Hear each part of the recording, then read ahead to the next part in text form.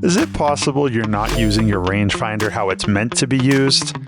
Today I'm sharing 6 ways to use your rangefinder for lower scores. And make sure to stay till the end because the 6th one is genius. Today I'm using the AOFAR GX-6 Rangefinder, and I don't know how they do that, but when you look through the viewfinder, it almost looks like you have sunglasses on. So one of the things I like using my rangefinder for is if I hit an errant shot, that one was a tad to the left. I know that tree that I was going towards is 230, so I should be about 50 yards past it.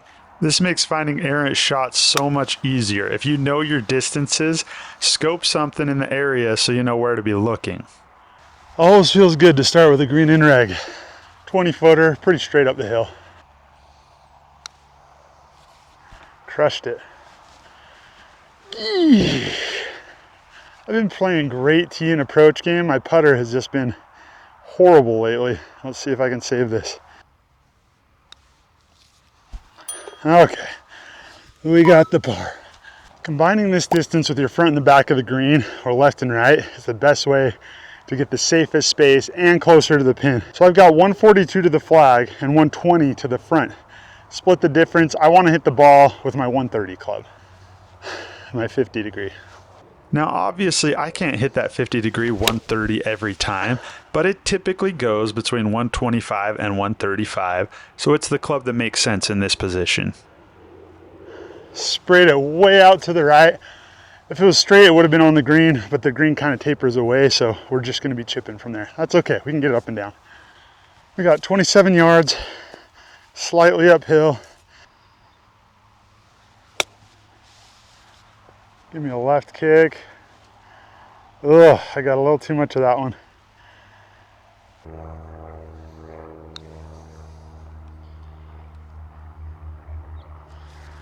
Ooh, it doesn't hit that bump. It has a chance. Oh well.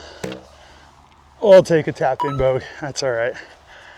I'm playing my 4-iron. Anything between 200 and 230 will be great. On this shot, I didn't get a really good look at the landing of my ball. So once again, I'm going to take my rangefinder and shoot it at that fence about 220. I know that's about where I'll be. Ooh, that went right side. It took a big bounce right. I think we're okay, but might be some annoying fence stuff to deal with. We'll see. We survived and we even have room to swing. Look at that. The water on the left, it's 215 to get to it.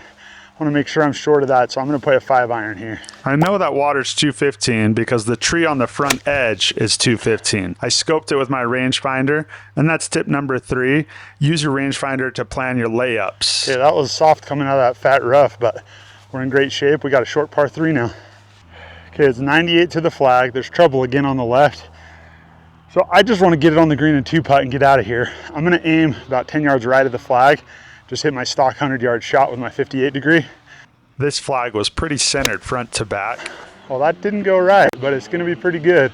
So I was trying to go middle of the green, put a little extra on it. Well, the goal was a green in reg. We got it. Okay, we got a slippery 30-foot downhiller. Just going to try to gently nestle it up there.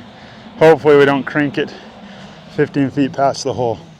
Using these 6 strategies gets you more looks at birdies. Turn, turn, turn, turn, turn, turn, turn, turn. Settle. Turn, settle, turn, settle. Unfortunately, the rangefinder's not going to help a lot with the putting. All right. 1 over through 3. AOFAR is it? Rangefinder's doing us good. We're looking good. 1 over after 3 holes. The strategy with the rangefinder is working today. We're going to try to hit a 4-iron, just hit a clean shot as far up as we get it, and then we'll see what we have left. You should never call attention to the fact that things are going well. I sent that OB, and now I'm hitting 3 off the tee. And in my frustration, I swung hard and just about went out again. All right, here we go. Well, we got a crappy lie, 150 to the green.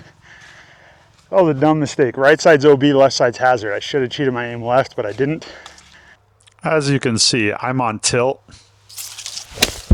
That was a dangerous swing. I sort of got away with it. A little fat. Got 50 yards in. It's a front flag. Gonna try to hit that same shot I hit on 1. Just give it a tiny bit extra. Which brings us to number 4. After you hit a wedge shot, laser your ball so you know exactly how far that feel went. That'll work, just like I drew it up. Hitting your wedges well is 100% a feel game. So if you can laser it every time you hit it and recognize, hey, that felt like this is how far it went, that's going to serve you well. By the way, I've been using this channel to document my progress from 19.3 to scratch, and I'm developing an app that's helping me make a lot of progress really quickly. The app helps you target 3 things: where on the face you're striking it, the direction your face is pointed, and your club path. If you want to check it out, click on the link in the description, and you could be one of the very first people to try it out and let me know what you think of it. Let's move on to tip number 5. Plan the hole from the green back. This green is really long from front to back and really narrow from side to side. So the further right I miss, the harder the approach shot is going to be to stick on the green, which is exactly why this approach shot ends up being left a little bit short. The turtle back on the sides and the back just make this green so much more intimidating and difficult to hit. If you're coming at it straight on, it's a piece of cake. Now here I hit an okay chip to give myself a decent chance at par, by no means a gimme, and just left it short by a couple of inches. We'll tap in for bogey and move along. I was extremely proud of my thought process on this hole. Normally I'd play a 7-iron, but looking at the 18 Birdies app, I saw that there's water on the right side, and if I hit it pure and went right, I could reach the water. So I decided to play 1 club shorter, and as you can see, I went right, and that 1 club shorter saved me from a penalty stroke. When you make smart decisions and actually think about what you're doing, you will be rewarded. I had a nice upshot chip here to 5 feet and buried the par putt.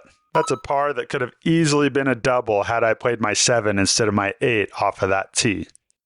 All right, rangefinder tip number 6, what I think is the most valuable tip if you like playing competitively, is that when you're in casual rounds, use slope mode, but pay attention to the adjustments your rangefinder is making.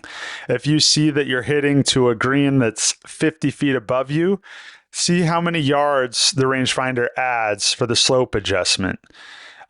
Paying attention to that will make it so you know what that's going to play like even when you're not allowed to use your slope setting, and you're going to hit a lot better approach shots.